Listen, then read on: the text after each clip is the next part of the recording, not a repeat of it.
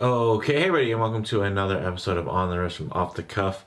Today we have another addition to our actual sub-segment of wristwatch rambles and rants, brought to you by channel sponsor Wrist Candy Watch Club. So, Wrist Candy Watch Club, guys, what do? Let me guess. They make straps. They make cool ones. They make some cool collaboration straps, like this bad boy right here. As you can see, this is actually the Average Bros collabo strap, which I actually really do like, of course, because the design input came from me personally. But what they're most known for are actually their really cool basic NATOs. Now, what I try to do when it comes to any sponsored content, guys, I try to keep it as transparent as possible. And, you know, basically, instead of doing a paid review, guys, I would much rather do a little bit of product placement, give a shout out to a brand that is helping, of course, the channel continue to put out more content. So big appreciation to the guys over at Wrist Candy Watch Club. Definitely check them out. Very affordable prices and quality stuff. I actually have reviewed their straps on my channel, you know, well before I ever would have thought that my channel would have enough success to actually take on any type of sponsorships.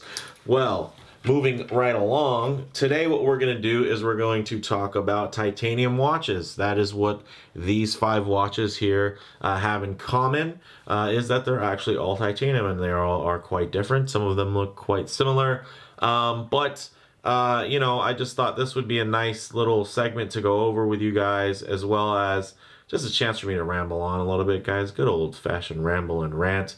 Feeling a little bit like a podcast on these types of segments.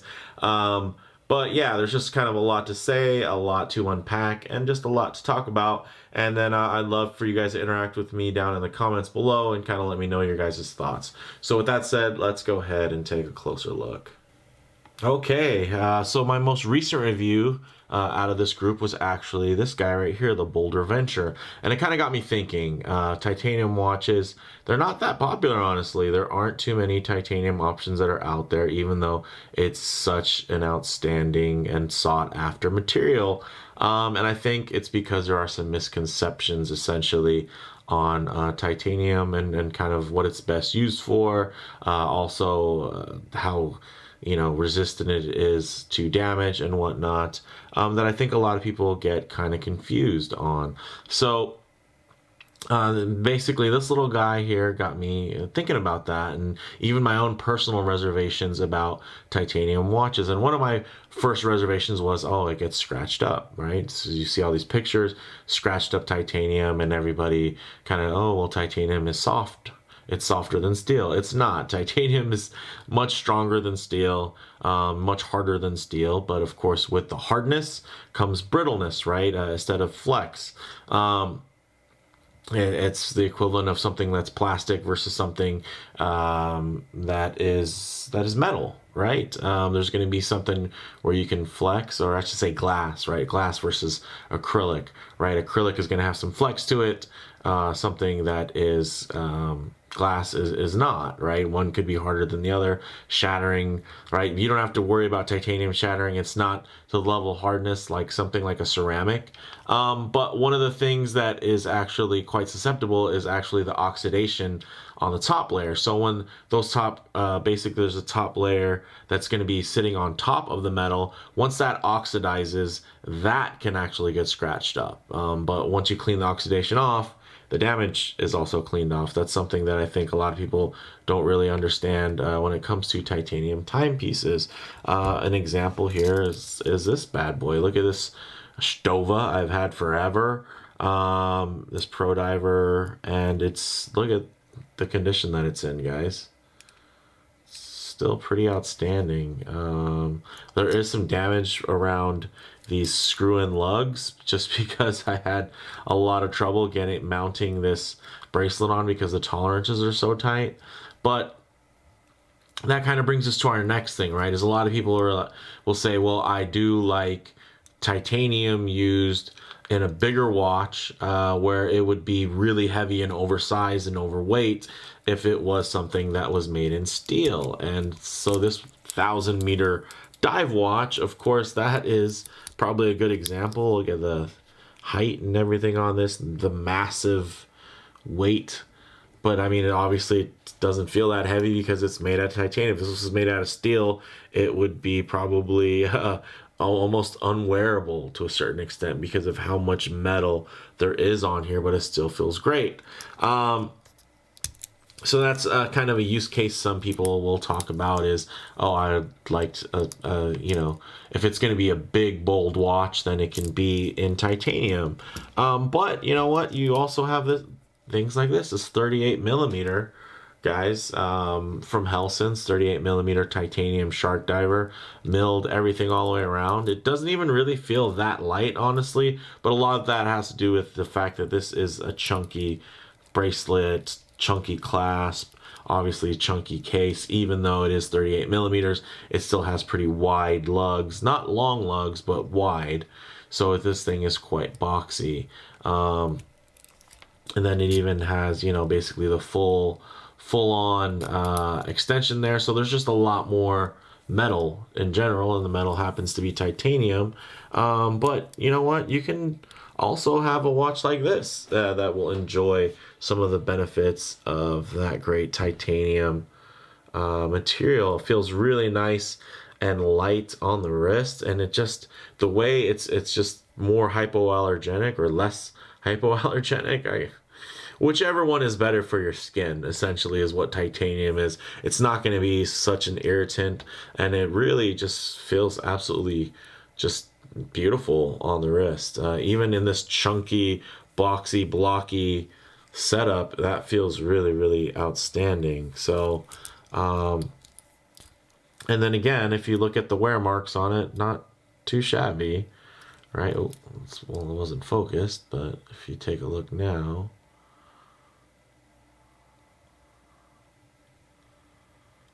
it's pretty good condition. So, I mean, then again, I do have tons of watches, so I don't really abuse any watch. But here we have some other examples of titanium finishes. Here, I mean, pretty much we've seen blasted, but now look at this. Now we have high polished with some fine brushing. This is actually one of the first watches I reviewed on my channel. The Mito Ocean Star Captain, I think the 4. Titanium. This thing is gorgeous, and it's showing some signs of wear, right? But comparable though, it's not too bad, I gotta say. And then you can see the finishing here. The Seiko actually does have a Dia Shield coating, proprietary, basically a very thin, point something microns thick, essentially, that does do a nice job of protecting that titanium. So I really don't have any wear marks on this particular piece, and I've definitely worn it. Probably not as much as I used to, just because I did get the SJE, the steel model, that's thinner and limited edition. That's just honestly just a nicer watch in general. Besides the fact that it doesn't have any titanium fun to it because it's thinner, and even though it's steel, it's actually still quite light. But I do like the proportions on this titanium model. That's a little bit thicker. I think it wears the heft well, and then obviously it's still relatively light. This thing feels pretty nice still. Let me put it on rest for you guys. Yeah, this thing just wants to float away. Really beautiful there, guys. Let me give it a quick wipe off camera. Look at that. And then it just ties into the whole snowflake aesthetic, that frozen dial. Oh, let me wipe off some more of the fingerprints on here. Look at that polishing though. Super bright. Beautiful. Just really nice level. And this is something that you don't really think of when you think of titanium watches, is how nicely brushed they can be. But in contrast, we got this great Mito here. Give it a couple wipes, and I'll get that actually on wrist. And as you can see, very nice as well. Look at the high polish. So titanium can definitely be polished, and it can look good. And it can pick up some wear marks. There are some wear marks on here. They're definitely easier to see on something with a fine brush versus something with a bead blast, but that would be really in any material, not just titanium. But you have watches like this that are out there that I think just don't get very much love. The titanium watches. What model titanium watches do you guys have out there that you'd like to see a review for? Maybe some you recommend, maybe some you don't. Maybe some titanium horror stories you've had where you just were blown away by how poorly it looked after a while. I think it's really funny, actually. Let's say something like the Tudor Pelagos, right? So many people have had these, they show pictures of the clasp, it's all scratched up, and everybody's like, oh man, titanium. But it's like the Pelagos has a steel clasp. The rest of the watch is titanium. So I think that's just kind of funny that people kind of associate this fragile nature to titanium, which I don't think is the case at all. And it definitely, when you think about something, its use case, something like this cool little field watch, which is little, yes, it's only 38 millimeters, and it does have quite, short lugs. And although these are a little bit wider, because they don't extend out, it really does shrink the watch down. Of course, on a little wristy, it's not going to seem too small. But I assure you guys, there's times this thing's on and it just does feel a little bit small. At least on my 7¼ inch wrist. But you know what? Some of it, the reason why I feel small is probably because it's so light. This thing could just, I can forget about this, honestly. This is a very thick ballistic strap that comes on here from Boulder with the beautiful matching hardware and whatnot. But all in all, I mean, this thing is just, it's like, it's not there. Really loving this piece, guys.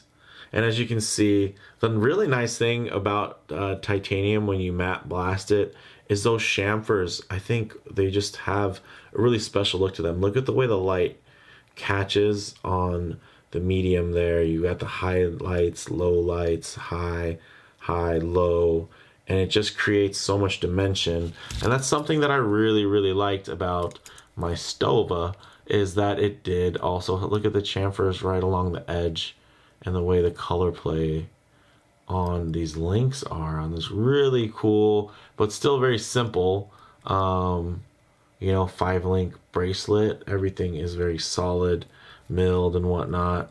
But there's just something about those chamfers on there. And then it just, you can see it drives all the way up, becomes, actually this is part of the lug. It's not part, the end link, and not actually part of the case. But you can see that that chamfer goes all the way up, looks absolutely beautiful. Then you got just the way the light plays on these, you can get little hints of bronze here and there. Not heavy hints, unless you were to anodize it or something like that. But just the warmth that is in the, the bead blasting finish on titanium, I think looks really, really great. Of course, you got your 38 and your 38. Here you have a 38 millimeter diver versus a 38 millimeter field watch. And the crazy thing is, these things just wear like an absolute charm.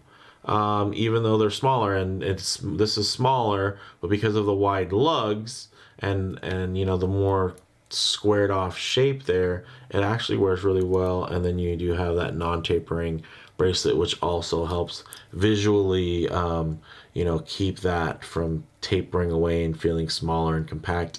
It actually helps it wear really nice, which is similar effect when you're on like a NATO style strap. Because of the non-tapering there, it actually keeps the visual weight from shrinking down visually. So really beautiful. I don't know what is it with titanium and blue dials, Mark.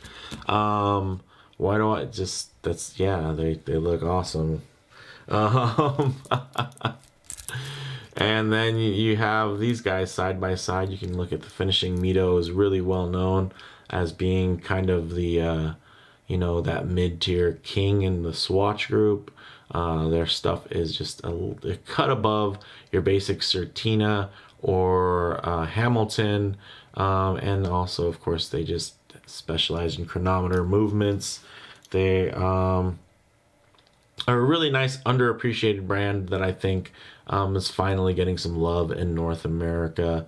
And man, this is still a really handsome watch. It's probably one of my early most expensive buys. This is actually what stopped me from buying the Seiko Shogun so many times. Was it the Shogun? It's the one with the, yeah, is their titanium diver. I was like, well, what do I need that for? You get higher beat. Here, look at that movement. Very nice. You can see you got I mean, does it even, I think it might even have blued screws, guys. It's really nice quality. You know, here it's just one of those things where you get 200 meters water since you still get the day date. I actually really do like what they did here with the day date. And then you do have the name here. It actually adds a lot of balance to the dial. So it's funny that, you know, somebody like a Christopher Ward does the name on the dial over on the 9 o'clock. Everybody loses their minds. But something like this looks perfectly fine. Sure, it's because you could be thinking, well, you know, it's because there's also writing at the 12 o'clock. But come on. There's also writing here down at the 6. So, you know, I think it's a balancing act, whatnot. But, you know, like right now you look at the Seiko, and essentially there's this whole hemisphere of open dial space.